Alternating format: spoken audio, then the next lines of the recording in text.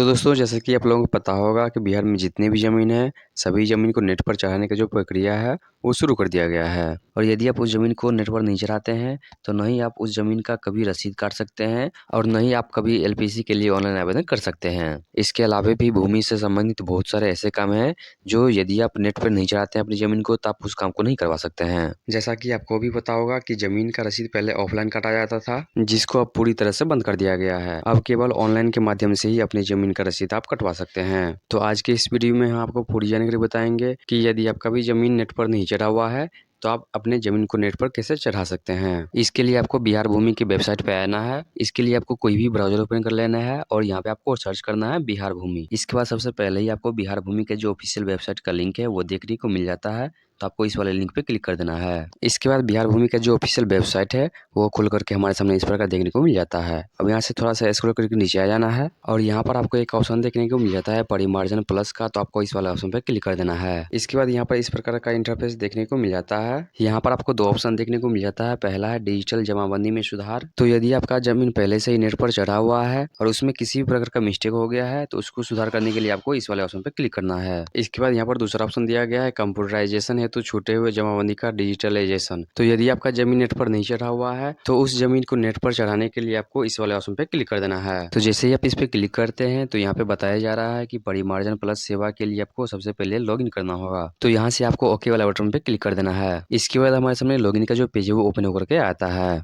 Login करने के लिए यहाँ पे मोबाइल नंबर मांगा जाता है। तो यदि आपने पहले से ही बिहार भूमि की वेबसाइट पे अपना रजिस्ट्रेशन किया हुआ है, तो आपको मोबाइल नंबर फिल करके आपको लॉगिन कर लेना है। और यदि आप पहली बार इस वेबसाइट पे आए हुए हैं, तो यहाँ पर आपको एक ऑप्शन देखने को मिल जाता है रजिस्ट्रेशन का, तो आपको रजिस्ट्रेशन वाले ऑप्शन पे क्लिक कर देना है। इसके बाद आपके सामने रजिस्ट्रेशन का जो फॉर्म है वो ओपन होकर के आता है। यहाँ पे आपका बेसिक डिटेल मांगा जाता है, आपका नाम, आपका डेट ऑफ बर्थ, आपका आधार नंबर, आपका जो एड्रेस है वो भर देना है। उसके बाद कैप्चा फिल करके आपको रजिस्टर्ड नाउ वाले ऑप्शन पे क्लिक कर देना है। इसके बाद आपने जो मोबाइल नंबर दिया हुआ था, उस मोबाइल नंबर पे एक ओटीपी आता है, तो ओटीपी को फिल करके आपको सबमिट कर देना है। तो इस प्रकार आपका जो रजिस्ट्रेशन है वो सक्सेसफुली हो जाता है। इसके बाद आपको दोबारा से लॉगिन पेज पे आना है। इसके बाद आपने जिस नंबर से रजिस्ट्रेशन किया हुआ था वो नंबर आपको यहाँ पे फिल कर देना है। इसके बाद आपको यहाँ पर कैप्चा फिल कर देना है और साइन इन का एक ऑप्शन देखने को मिल जाता है, तो आपको साइन इन वाला ऑप्शन पे क्लिक कर देना है। इसके बाद आपके मोबाइल नंबर पे एक ओटीपी भी आता है, उस ओटीपी को आपको यहाँ पे फिल कर देना है। उसके बाद आपको कंफर्म वाले ऑप्शन पे क्लिक कर देना है। अब आप बिहार भूमि की वेबसाइट पे सक्सेसफुली लॉगिन करके आ जाते हैं। यहाँ पर आपको एक ऑप्शन देखने को मिल जाता है परिमार्जन हेतु आवेदन करें, तो आपको इस वाले ऑप्शन पे क्लिक कर देना है। अब यहाँ पर आपने जो बेसिक डिटेल फिल किया हुआ था वो देखने को मिल जाता है और नीचे में आपको एक ऑप्शन देखने को मिल जाता है कंप्यूटराइजेशन हेतु छूटे हुए जमाबंदी का डिजिटलाइजेशन, तो आपको इस वाले ऑप्शन पे क्लिक कर देना है। अब यहाँ पर आपकी जमीन का जो डिटेल है वो मांगा जाता है। इसके बाद जिला पूछा जाता है कि आपका जमीन किस जिले के अंतर्गत आता है, तो यहाँ से आपको अपने जिला का नाम सिलेक्ट कर लेना है। इसके बाद अंचल पूछा जाता है कि आपका जमीन किस अंचल के अंतर्गत आता है, तो यहाँ से आपको अपने अंचल का नाम सिलेक्ट कर लेना है। इसके बाद आपको प्रोसेस वाले ऑप्शन पे क्लिक कर देना है। उसके बाद मौजा पूछा जाता है कि आपका जमीन किस मौजे के अंतर्गत आता है, तो यहाँ से आपको उस मौजे का नाम सिलेक्ट कर लेना है। इसके बाद हल्का का नाम ऑटोमेटिक सिलेक्ट हो जाता है। अब यहाँ पर एक ऑप्शन देखने को मिल जाता है प्रीपेयर ड्राफ्ट कॉपी, तो आपको इस वाले ऑप्शन पे क्लिक कर देना है। इसके बाद स्क्रॉल करके नीचे आना है। अब यहाँ पर सबसे पहले होल्डिंग नंबर मांगा जाता है। यदि आपको होल्डिंग नंबर पता है तो फिल करेंगे, नहीं तो इसको आप ऐसे ही छोड़ देंगे। इसके बाद तौजी नंबर मांगा जाता है, तो यदि आपको तौजी नंबर पता है तो फिल करेंगे, नहीं तो इसको भी आपको ऐसे ही छोड़ देना है। इसके बाद वॉल्यूम नंबर और पेज नंबर मांगा जाता है, तो इस दोनों ऑप्शन को भी आपको ऐसे ही खाली छोड़ देना है। इसके बाद जमाबंदी नंबर मांगा जाता है, तो आपके जमीन का जो जमाबंदी नंबर होगा वो आपको यहाँ पे फिल कर देना है। ये जमाबंदी नंबर आपके जमीन का जो पुराना रसीद होगा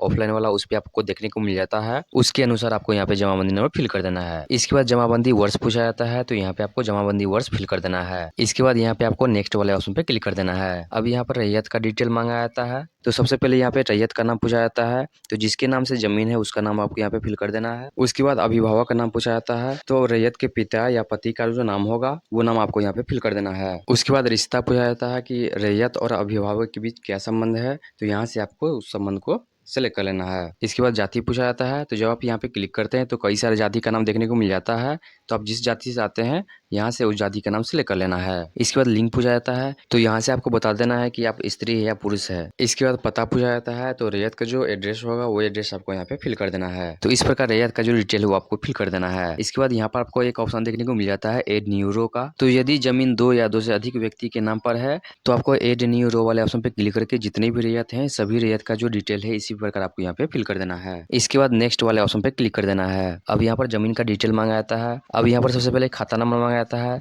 तो आपकी जमीन का जो खाता नंबर होगा वो खाता नंबर आपको यहाँ पे फिल कर देना है। इसके बाद प्लॉट नंबर मांगा जाता है तो आपकी जमीन का जो खेसरा नंबर होगा वो आपको यहाँ पे फिल कर देना है। इसके बाद निष्पादित क्षेत्र एकड़ में मांगा जाता है, तो यदि आपका जमीन 1 एकड़ या उससे अधिक है तो यहाँ पे उसकी जानकारी देना है, नहीं तो यहाँ पे आपको 0 फिल कर देना है। उसके बाद डिसिमिल में पूछा जाता है कि आपका जमीन कितना डिसिमिल है, तो जितना डिसिमिल आपका जमीन होगा यहाँ पे आपको फिल कर देना है। इसके बाद चौहदी पूछा जाता है तो आपके जमीन के पूर्व, पश्चिम, उत्तर, दक्षिण में जिस भी व्यक्ति का जमीन है उस व्यक्ति के नाम आपको यहाँ पे फिल कर देना है। उसके बाद एक ऑप्शन देखने को मिल जाता है कुल क्षेत्रफल का, तो आपको इस वाले ऑप्शन पे क्लिक कर देना है। तो यहाँ पर आपके जमीन का जो कुल क्षेत्रफल है वो देखने को मिल जाता है। उसके बाद नेक्स्ट वाले ऑप्शन पे क्लिक कर देना है। इसके बाद यहाँ पर लगान का विवरण मांगा जा रहा है। सबसे पहले जमाबंदी का मूल लगाना पूछा जाता है, तो जितना मूल लगाना होगा वो आपको यहाँ पे फिल कर देना है। इसके बाद खरीद बिक्री का जो ईयर है वो पूछा जाता है, तो आपने जिस भी साल में जमीन खरीदा था वो साल आपको यहाँ पे फिल कर देना है। इसके बाद अंतिम लगान का वर्ष पूछा जाता है, तो आपने अपनी जमीन का जो रसीद है वो सबसे लेटेस्ट जो कटवाया होगा उस रसीद पे वो ईयर देखने को मिल जाता है, तो उस रसीद से चेक करके आपको उस ईयर को सिलेक्ट कर लेना है। इसके बाद नेक्स्ट वाले ऑप्शन पे क्लिक कर देना है। इसके बाद केस संबंध में दस्तावेज पूछा जाता है,